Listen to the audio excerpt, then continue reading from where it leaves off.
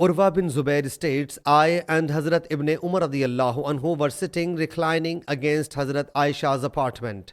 Hazrat Aisha radiyallahu anha was brushing her teeth and we heard the sound of Hazrat Aisha's brushing the teeth. I said, O Abdul Rahman, did the Prophet sallallahu alaihi wasallam perform any umrah in Rajab?